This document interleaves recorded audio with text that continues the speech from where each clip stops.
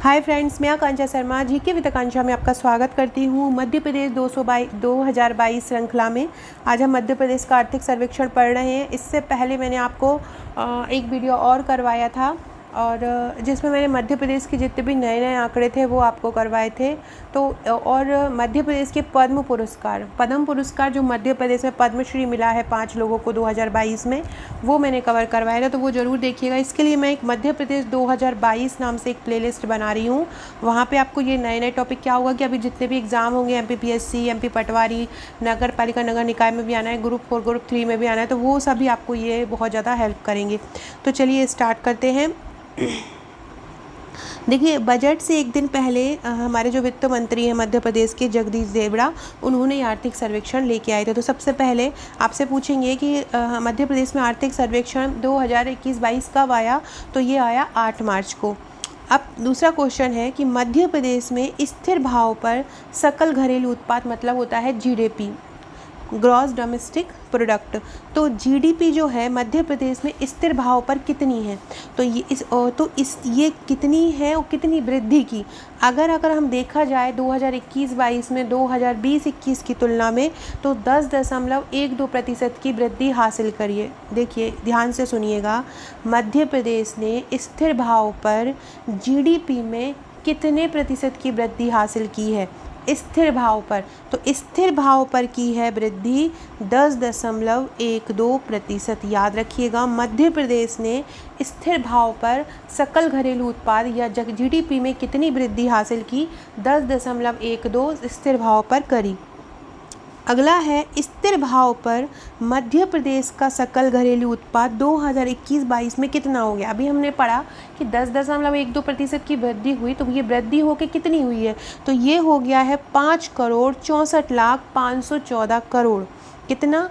5,64,514 5,64,514 करोड़।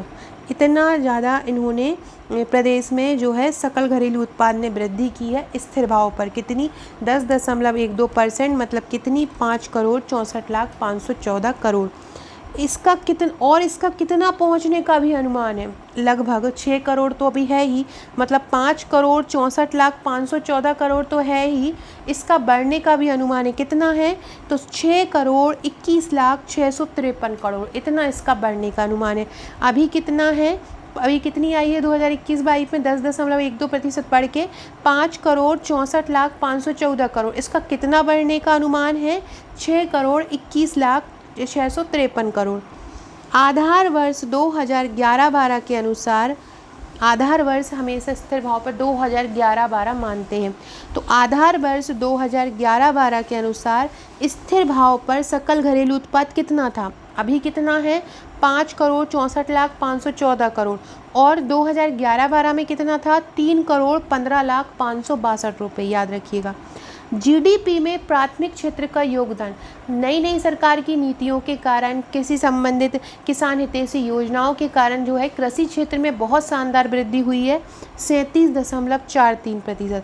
कृषि क्षेत्र में कितनी वृद्धि हुई है, तो कृषि क्षेत्र में वृद्धि हुई है 37.43%, जो कि सर्वाधिक है। कृषि मतलब होता है प्राथमिक क्षेत्र।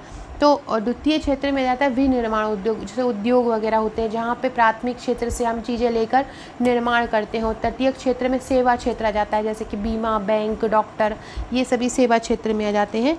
तीनों ही क्षेत्रों में अच्छी वृद्धि हुई है, लेकिन प्राथमिक क्षेत्र में सबसे ज़्यादा वृद्धि हुई है 37.43। अगला है 2021-22 अग्रिम के दौरान प्राथमिक क्षेत्र का जो प्राथमिक क्षेत्र में कितनी वृद्धि देखी गई है, 10.32%। द्वितीय क्षेत्र में कितनी वृद्धि देखी गई है, 10.59%। और तृतीय क्षेत्र में कितनी वृद्धि देखी गई है, तृतीय क्षेत्र में 9.67%। तो 2021-22 के अग्रिम के दौरान प्राथमिक क्षेत्र में कितनी वृद्धि देखी गई है, 10.32%। द्वितीय क्षेत्र में कितनी देखी गई है, 10.59%। और तृतीय क्षेत्र में कितनी देखी गई है, 9.67%। आर्थिक सर्वेक्षण की रिपोर्ट के अनुसार स्थिर भाव पर प्रति व्यक्ति आय बढ़कर कितनी हो गई है। आर्थिक सर्वेक्षण की रिपोर्ट के अनुसार स्थिर भाव पर प्रति व्यक्ति आय बढ़कर 63,345 रुपये हो गई है। ये स्थिर भाव पर है। प्रचलित भाव पर नहीं है, स्थिर भाव पर है। जब ये अभी हो गई है 63,345 21-22 में, और 20-21 में ये थी 58,334। याद रखिएगा, स्थिर भाव पर प्रति व्यक्ति आय अभी कितनी हो गई है? 63,343 रुपये हो गई है। और स्थिर भाव पर प्रति व्यक्ति आय कितनी थी? तो 2020-21 में तो ये थी 58,334, मतलब 58,000 से ये 63,000 हो गई है। कितनी वृद्धि हुई है स्थिर भाव पर प्रति व्यक्ति आय में पिछले साल से? तो 8.59% की वृद्धि हुई है। कितनी हुई है? 8.59% की वृद्धि हुई है। प्रचलित भाव पर प्रति व्यक्ति आय 2020-21 में कितनी थी? 1,04,894 थी। कब? 2020-21 में प्रति व्यक्ति आय कितनी थी प्रचलित भाव पर? स्थिर भाव पर तो प्रति व्यक्ति आय 63,345 थी, 45 है, और 2020-21 में 58,334 थी, मतलब कितनी बढ़ गई थी? 8.59%। ऐसे ही प्रचलित भाव पर प्रति व्यक्ति आय 2020-21 में 1,04,894 थी, और अब जो प्रचलित भाव पर अब बढ़ गई है तो 1,24,685 हो गई है। कितनी वृद्धि हुई है प्रचलित भाव पर? 18.87%। स्थिर भाव पर प्रति व्यक्ति आय में कितनी वृद्धि हुई है? 8.59%। और प्रचलित भाव पर प्रति व्यक्ति आय में कितनी वृद्धि हुई है? 18.87%। प्रचलित भाव पर प्रति व्यक्ति आय 2021-22 में कितनी है? 1,24,685, और पिछले साल कितनी थी? 1,04,894। 18.87% की वृद्धि हुई है। ऐसे स्थिर भाव पर 8.59% की वृद्धि हुई है। 58,000 से डायरेक्ट 63,000 समथिंग ये पहुंच गई है। 2021-22 में राजस्व प्राप्तियाँ कितनी हैं? राजस्व प्राप्तियाँ जो अनुमानित हैं 2021-22 में वो हैं 1,64,677 करोड़ 45 लाख। ये अनुमानित है 1,64,677 करोड़। और राजस्व प्राप्तियाँ पिछले वर्ष में कितनी, ये राजस्व प्राप्तियाँ जो आई है ये 1,64,677 करोड़, ये पिछले साल से लगभग 20% ज़्यादा है। कितना? ये पिछले साल से लगभग 20%, 20.05% ज़्यादा है। फ्रेंड्स, अभी मैं थोड़ी देर बाद ये वीडियो अपलोड करने के बाद रात तक एक और वीडियो बनाऊँगी मेरे नए चैनल पर। जितने भी मध्य प्रदेश के CM हैं, ट्रिक वाइज साल दर साल मतलब कौन समेत क्रम वाइज मैं बताऊंगी कि कौन सा कब आया। इसकी ट्रिक द्वारा आपको बहुत ही शानदार तरीके से आप मध्य प्रदेश के मुख्यमंत्री कभी नहीं भूलेंगे। ये क्वेश्चन आता है कि इनमें से कौन मध्य प्रदेश के मुख्यमंत्री नहीं रहे हैं, या इनमें से मध्य प्रदेश के मुख्यमंत्री का कौन से मुख्यमंत्री का 2 बार कार्यकाल रहा है, कौन उप मुख्यमंत्री रहा है। तो ये सभी मैं ट्रिक द्वारा आपको करवाऊंगी मेरे नए चैनल GK ट्रिक विद आकांक्षा। इस चैनल पर, ये चैनल हमारा ट्रिक का नहीं है। ये चैनल पे हम थ्योरी पढ़ते हैं, MCQ पढ़ते हैं, प्रीलिम्स का क्रैश कोर्स पढ़ते हैं, मेंस का क्रैश कोर्स पढ़ते हैं, MP पटवारी की तैयारी करते हैं। लेकिन ट्रिक के लिए मैंने ट्रिक का अलग चैनल बनाया है, GK ट्रिक विद आकांक्षा। उसकी लिंक आपको मैं कमेंट बॉक्स में दूंगी, याद रखिएगा कमेंट बॉक्स में, वहाँ पे जाके उसको सब्सक्राइब कर लीजिएगा, आपको वीडियो की नोटिफिकेशन मिलता रहेगा। चलिए अगला क्वेश्चन देखते हैं। फ्रेंड्स, ये मेरी MPPSC प्रीलिम्स की टेस्ट सीरीज़ है। 5,000 प्रश्न है इसमें, 50 टेस्ट है। हर यूनिट से लगभग 300-400 प्रश्न इसमें कवर किए गए हैं। इसकी हार्ड कॉपी 1999 की है, सॉफ्ट कॉपी 999 की। इसको आप टेस्ट के तौर पर, प्रैक्टिस सेट के तौर पर दोनों की तरह यूज़ कर सकते हो। रामबाण टेस्ट सीरीज़ इसका नाम है। इसके अलावा ये MPPSC प्री के मेरी प्री की बुकलेट है, ये 12 बुकलेट है। बहुत अच्छी तरह से इनको कवर किया गया है। ये हैंड रिटन प्लस प्रिंटेड दोनों है। हैंड रिटन में क्या होता है, कोई भी टॉपिक कठिन है तो बहुत आसानी से समझ। जो प्रिंटेड भी है उनके फॉन्ट मैंने बहुत बड़े बड़े रखे हैं ताकि आपको पढ़ने में बहुत आसानी हो। हर टॉपिक, हर जो भी सिलेबस में है बहुत अच्छे से कवर किया। इनके साथ आपको एक ग्रुप भी दिया जाता है, उस ग्रुप पर भी आपकी तैयारी कराई जाती है। भारत और विश्व भूगोल की बुकलेट है, ये PDF के रूप में मिलेगी। इसकी प्राइस 35 रुपये है और इसमें 2230 वन लाइनर है। इसके अलावा ये मध्य प्रदेश करंट अफेयर्स की बुकलेट है, ये जनवरी, फरवरी, मार्च, अप्रैल की है। ये भी आप परचेस कर सकते हैं।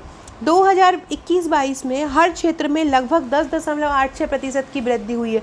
हर क्षेत्र में, हर बात में हो, द्वितीयक हो, तृतीयक हो। 1130 नए कृषक उत्पाद संगठनों का गठन किया जा चुका है।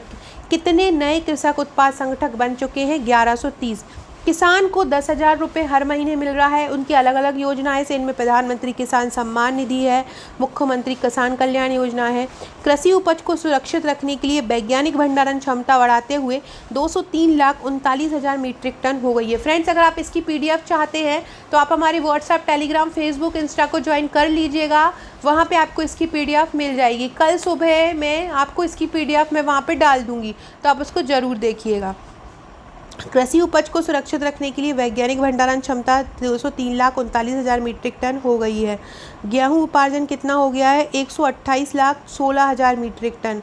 धान उपार्जन कितना हो गया है? 45,86,000 मीट्रिक टन। मतलब 2020-21 में जो हम आंकड़े पढ़ते हैं, मतलब कितना किसका क्या क्या आंकड़े रहे हैं, तो वो हम आर्थिक सर्वेक्षण में पढ़ते हैं। दुग्ध उत्पादन बढ़कर कितना हो गया है? दुग्ध उत्पादन बढ़कर 17,999 मीट्रिक टन हो गया है। दुग्ध उत्पादन बढ़कर कितना हो गया है? 17,999 मीट्रिक टन। पंजीकृत दुग्ध सहकारी समिति की संख्या कितनी हो गई है? 10,205। इस समिति में कितने लोग कार्यरत हैं? 7,205।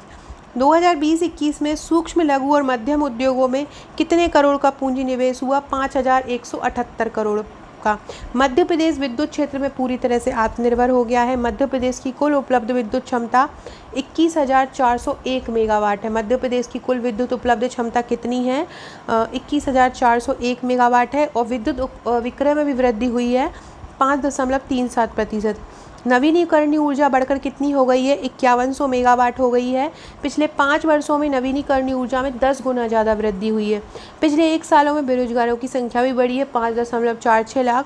बेरोजगारी की संख्या इस साल कितनी हो गई है? 5.46 लाख।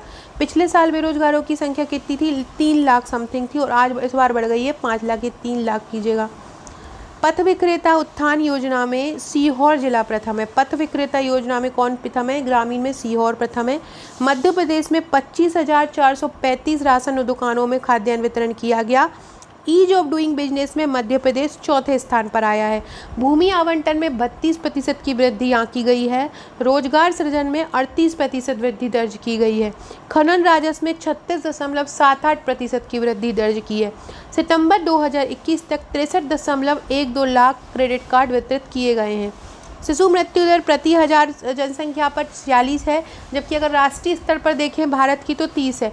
जनगणना के पूरे आंकड़े भी मैं आपको एक वीडियो में लाके कवर करवा दूंगी।